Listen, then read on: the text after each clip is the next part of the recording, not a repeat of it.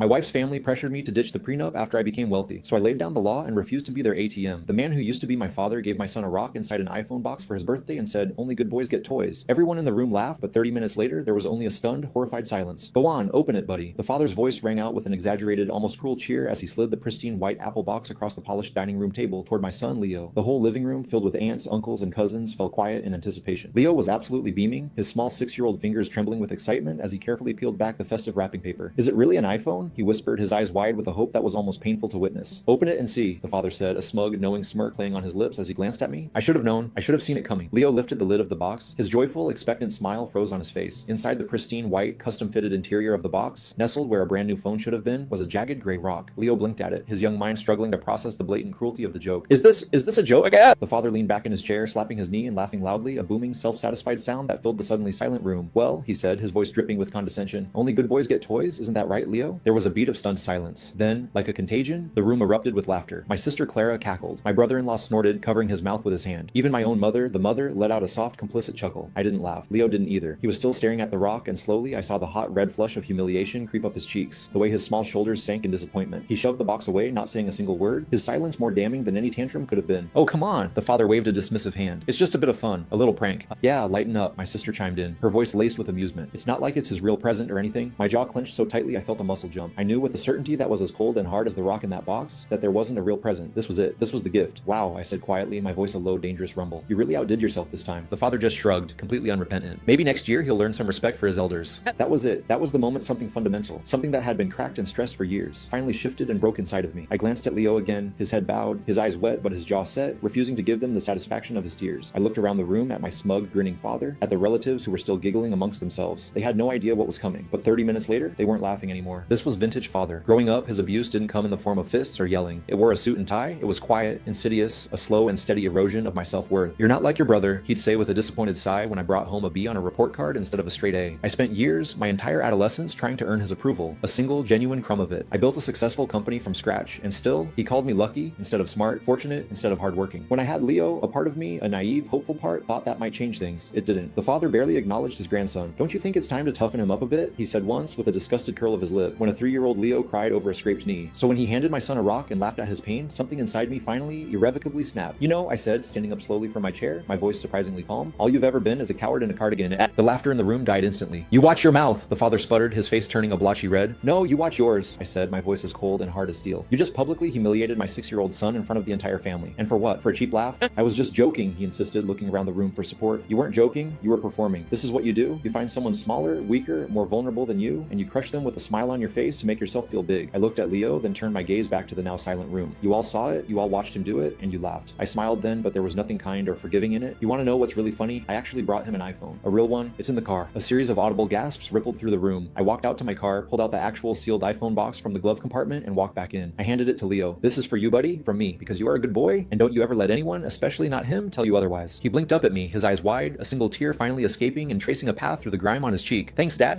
Then I turned to the rest of the room. "You all had your little show, now it's my turn." I pulled a thick envelope from my jacket pocket and dropped it on the dining room table with a satisfying thud. "It's the updated power of attorney paperwork for the family trust. You're not on it anymore." "What are you talking about?" the father stammered. "I'm talking about the house you co-signed on with me, but haven't paid a single cent toward. I'm talking about the accounts you've supposedly been helping me manage for Leo's college fund. It's all done. You're out." My sister's husband looked at her, his face a mask of confusion. Her face turned a pasty, sickly pale. "Yeah," I said, looking directly at her. "Maybe someone should have told you. Guess who's been quietly dipping into the family trust behind everyone's back?" "Be quiet, you have no right," Clara hissed, her eyes darting nervously around the room. "No," I said, my voice calm and deadly. "You be quiet." I turned my full attention to Clara. "Let's talk about that emergency withdrawal you made from Leo's college fund last month. You told the bank you had my full authorization." She froze, her mouth opening and closing like a fish. I needed it for Maya's therapy sessions." "No, you needed it for your all-inclusive Bali yoga retreat. You posted the entire luxurious thing on your Instagram, remember? That was $2,200 of my son's future gone. You falsified my signature on the withdrawal form and claimed it was approved. I have the official report from the bank." Her husband shot up from the couch, his face a mask of disbelief and fury. "You took money from Leo's college account for a vacation?"